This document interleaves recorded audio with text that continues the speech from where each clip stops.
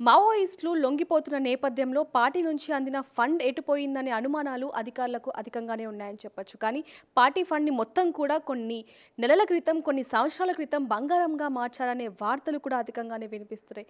మరి వాటికి సంబంధించి మనతో పాటు మాట్లాడడానికి రిటైర్డ్ ఆఫీసర్ రెడ్డన్న గారు మనతో పాటు ఉన్నారు. వారితో మాట్లాడదాం. సార్ నమస్తే సార్. సార్ ఇటీవల కాలంలో మనం మావోయిస్టులకు సంబంధించి అనేక వార్తల్ని వింటూ ఉన్నాం, చూస్తూ ఉన్నాం. చాలామంది లొంగిపోతున్నారు.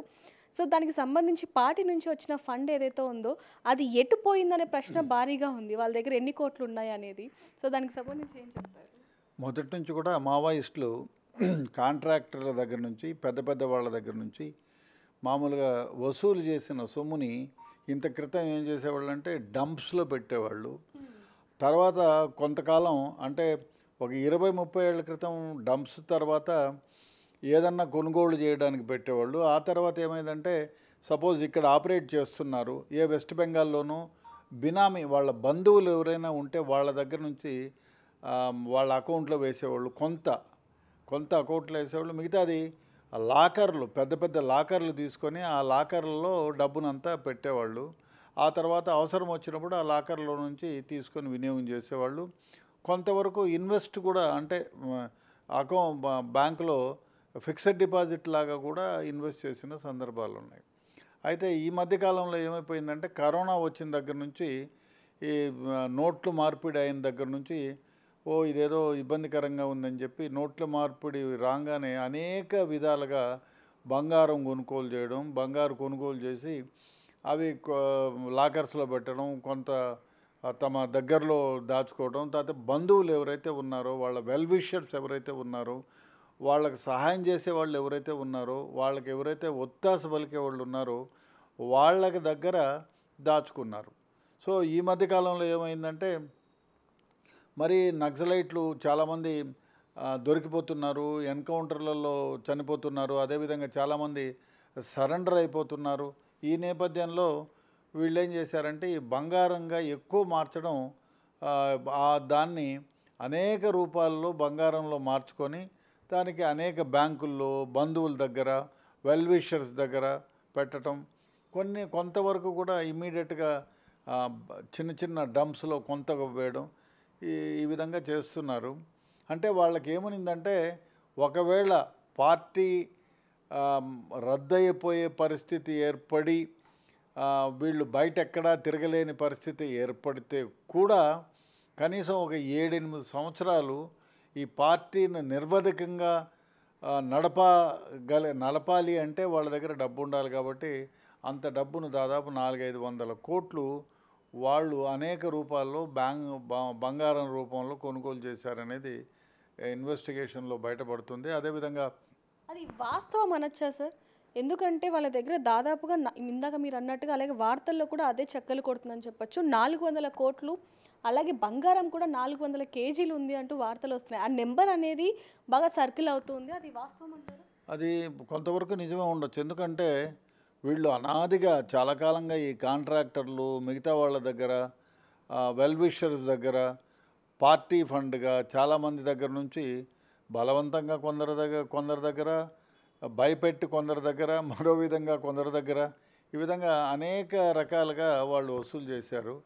అది ఎందుకంటే పార్టీని నడపడానికి, అదేవిధంగా పార్టీ గడ్డు కాలంలో ఉండి కష్టకాలంలో ఉంటే వేరే దగ్గరికి పోయి మనుగడ సాగించడానికి వాళ్ళు ఈ విధంగా దాచారు. అదేవిధంగా కరోనా టైంలో వీళ్ళకి కొంచెం కష్టం ఏర్పడింది క్యాష్. అదేవిధంగా ఈ బంగారం ఫిక్స్డ్ డిపాజిట్స్ అవి కాకుండా లాకర్లో పెట్టిన డబ్బు ఇక మళ్ళీ కొన్ని వార్తలు వచ్చాయి. 500 నోట్లు రద్దవుతాయి, 2000 నోట్లు రద్దయినప్పుడు ఈ విధంగా చాలా వరకు వాళ్ళని ఎక్స్చేంజ్ చేసుకొని దాన్ని ఆ 2000 రూపాయలు రద్దయినప్పుడు దాన్ని బంగారంలోకి కన్వర్ట్ చేశారు. ఆ బంగారంలో కన్వర్ట్ చేసిందే దాదాపు 400-500 కేజీల దాకా ఉంటుందనేది ఇన్వెస్టిగేషన్లో కొందరు చెప్పిన దాన్ని బట్టి తెలుస్తూ ఉంది. డెఫినెట్గా 400 కేజీలా 100 కేజీలు అనేది తెలియదు, కానీ డెఫినెట్గా బంగారం రూపంలో మార్చారనేది ఇన్వెస్టిగేషన్లో తేలింది. అది చాలా విధాలుగా సేకరించిన వాళ్ళు కూడా అది పోలీస్కి కొంచెం వరకు ఇన్ఫర్మేషన్ ఉంది అనేది తెలుస్తూ ఉంది. సార్ ఇప్పుడు అనేకంగా మావోయిస్టులు అందరూ కూడా లొంగిపోతూ ఉన్నారు. దానికి సంబంధించి ఏం చెప్తారు? ఇప్పుడు ఇటీవల కాలంలో ఎక్కువయ్యాయని చెప్పొచ్చు. ఇప్పుడు ఏమైపోయిందంటే ముందులో అంటే 20 ఏళ్ల క్రితం నక్సలైట్లు సిద్ధాంతానికి కొంతవరకు కట్టుబడి పనిచేసేవాళ్ళు. అవును సార్. ఇంకో వ్యవహారం ఏమంటే వీళ్ళు కట్టుబడి పనిచేయటమే కాకుండా వాళ్లకు ప్రోత్సహించే వాళ్ళు ఉండేవారు, పార్టీలో చేరేవాళ్ళు ఉండేవాళ్ళు. అదేవిధంగా వీళ్ళు కూడా పేదల కోసం, బడుగు బలహీన వర్గాల కోసం పనిచేసే వాళ్ళు ఉండేవాళ్ళు. అప్పుడు ఏమైపోయిందంటే రోడ్డు లేదు, రవాణా లేదు, అదేవిధంగా కమ్యూనికేషన్స్ లేదు. అదేవిధంగా చాలా వరకు కూడా ప్రభుత్వాలు ఇచ్చినటువంటి సొమ్ము పేదవాడికి అందకుండా ఉండేది. అదేవిధంగా చాలా ఇబ్బందులు ఉండేవి. అందువల్ల వాళ్ళని ఎందుకంటే చాలామంది పెద్దవాళ్ళు కూడా చాలామంది బడా నాయకులు కూడా పేదవాళ్ళకి అన్యాయం చేస్తున్నారు.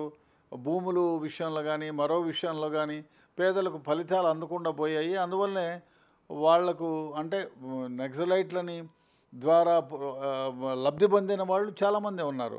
ఆ విధంగా వాళ్ళకి సపోర్ట్ ఉండేది. అదేవిధంగా పేద ప్రజలకు అన్యాయం చేస్తే ఆ అన్యాయాన్ని ఎదిరించి వాళ్ళకు న్యాయం చేసే పరిస్థితి ఉండేది. భూస్వాములు కానివ్వండి, బడా వ్యాపారవేత్తలు కానివ్వండి, వాళ్ళు ఆ విధంగా భయపెట్టి వీళ్ళని ఒక వర్గాన్ని బయటికి తోలేసే పరిస్థితి ఏర్పడింది. అప్పుడు ఎక్స్ట్రీమిస్ట్ ఆర్గనైజేషన్స్ ముందుండి వాళ్ళకి చేయూతనిచ్చి వాళ్ళకి అన్ని విధాల సహాయం చేసి ఆ విధంగా చేశారు. అప్పుడు చాలామంది పార్టీలో చేరేవాళ్ళు. ఇప్పుడే పార్టీలో చేరే వాళ్ళ సంఖ్య తగ్గిపోయింది, ఎన్కౌంటర్లు అయినాయి. అదేవిధంగా రవాణా రోడ్డు వ్యవస్థ మెరుగుపడింది. ప్రజలకు అందవలసినటువంటి ఫలితాలు చాలా వరకు అందుతున్నాయి. ఎడ్యుకేషన్ పెరిగింది. అదేవిధంగా ఎడ్యుకేట్ చేస్తున్నారు ప్రభుత్వాలు కూడా. మీరు నా ఎక్స్ట్రీమిస్ట్ ఆర్గనైజేషన్లో పోయి ఏం సాధించగలరు. అదేవిధంగా వాళ్ళ ఒకటే ఏమిటంటే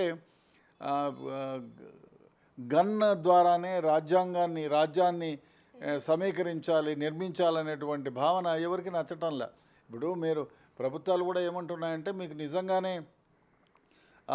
మంచి ప్రభుత్వాన్ని ఇవ్వాలి, అందరికీ సహాయం చేయాలంటే మీరు బయటకు వచ్చి జనజీవన సర్వంతిలో కలిసి మీరు మామూలుగా ఓట్లు వేయించుకొని గెలిచి రాజకీయంలోకి వచ్చి ఎమ్మెల్యేలుగా, ఎంపీలుగా సహాయం చేయండి, పేద ప్రజలకు సేవ చేయండి, వద్దనటం లేదు. ఆ విధంగా కాకుండా ఏదో తుపాకీ గొట్టం ద్వారా రాజ్యాధికారాన్ని స్వాధీనం చేసుకొని మీకు నచ్చినట్టుగా పరిపాలన చేయాలంటే అది వీలుగాని పరిస్థితి. ప్రజాస్వామ్యంలో అది కాదు. అదేవిధంగా హింస విడనాలని చెప్తున్నారు.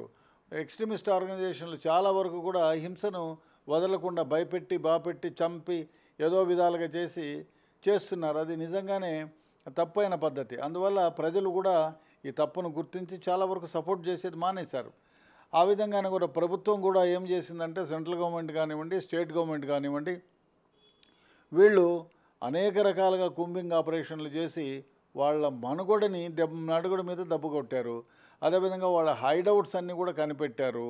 అదేవిధంగా వాళ్ళ ఫైనాన్షియల్ సోర్సెస్ ఏమైతే ఉన్నాయో వాటిని కట్టడి చేశారు.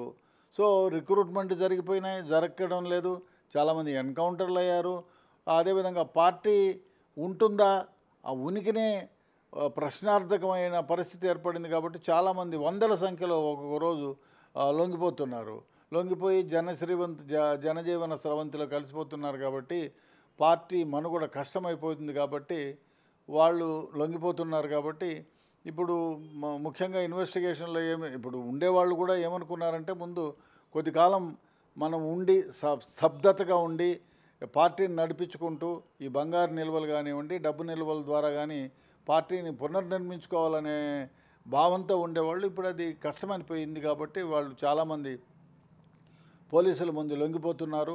అందువల్ల వాళ్ళు ఏవైతే అనుకున్నారో ఎక్స్ట్రీమిస్ట్ ఆర్గనైజేషన్లో అది సాధించలేని పరిస్థితి ఏర్పడింది. సార్ డబ్బు విషయానికి వచ్చేసరికి 400 కోట్లు కావచ్చు, లేకపోతే 400 కేజీల బంగారం కావచ్చు, మరి అది ప్రభుత్వం తీసుకుంటుంది అనొచ్చు. అంటే చెప్పలేము, ఏమో అధికారులు తీసుకుంటారా, అధికారులు ఎట్లా తీసుకుంటారా, వినియోగించడానికి ఏమన్నా అది అవసరం అవుతుంది అని. ఇప్పుడు చాలామంది పైన రివార్డులు ఉన్నాయి. బహుశా నేను అనుకోవడం ఏమంటే మొన్న కూడా ఎవరిపైన 5 కోట్లు 7 కోట్లు ఇట్లా ఉన్నాయి కదా, ఇవి అంత డబ్బు వీళ్ళకి ప్రభుత్వానికి దొరుకుతుందా, దొరకనిస్తారా, ఇప్పుడు అదే కాకుండా ఇప్పుడు ఎక్స్ట్రీమిస్ట్ కష్టమే ఒకవేళ దొరికినా కూడా దాన్ని సీజ్ చేస్తారు. సీజ్ చేసి ఆ తర్వాత ఏం జరుగుతుంది అనేది ఇప్పుడు నా దగ్గర డబ్బు మీరు సీజ్ చేశారు, అది కాదు నాదే అంటాను, కోర్టులో జరుగుతుంది, అది ఎవరిది అని ఇప్పుడు తేలిపోతుంది. ఆ తేలిన తర్వాతే బహుశా ఒకవేళ పార్టీ ఉంటే పార్టీకి ఇస్తారేమో. నేను నిజంగానే ఇప్పుడు ఎఫ్డిఆర్ ఫిక్స్డ్ డిపాజిట్లో వేసి ఉంటే ఇది నా డబ్బేను, ఎక్స్ట్రీమిస్ట్ ఆర్గనైజేషన్ది కాదు అని చెప్పి నేను నిరూపించుకోగలిగితే ఆ వ్యక్తి ఎవరైతే ఉన్నారో అతనికే దగ్గర ఉంటుంది. అతను లాయల్ మనిషి అయితే పార్టీ బ్రతికి ఉంటే డెఫినెట్గా ఆ పార్టీ వాళ్ళకి అందజేస్తాడు. లేదు అంటే పార్టీ లేదు, బీటీ లేదు, అంతా నాదే అని చెప్పుకోవచ్చు, అంతే. సో చూస్తున్నాం కదా, మావోయిస్టులకి సంబంధించి ఏదైతే ఫండ్ వస్తుందో దాన్ని మరి వాళ్ళు కరోనా టైంలో కొన్ని సందర్భాలలో వాళ్ళు బంగారం రూపంలో అదేవిధంగా డబ్బు రూపంలో మార్చుకొని వాళ్ళ అవసరాల రీత్యా వాడుకుంటున్నప్పటికీ ఇప్పుడు మాత్రం పోలీసులకు అందిన సమాచారం ప్రకారం వాళ్ళ దగ్గర 400 కోట్లు అలాగే 400 కేజీల వరకు బంగారం ఉందనే అనుమానాలు మాత్రం వాస్తవం అయ్యే వరకు అయితే వస్తున్నాయని చెప్పొచ్చు. మరి వాటికి సంబంధించి అవి ఎక్కడున్నాయి ఏంటనే విషయాలు కూడా పోలీసులు తెలుసుకునే పనిలో పడ్డారని చెప్పొచ్చు. మరిన్ని వార్తల కోసం చూస్తూనే ఉండండి బిగ్ టీవీ. కెమెరామ్యాన్ పరశురామ్తో reporter Devika, Hyderabad. For more videos like this, subscribe Big TV channel.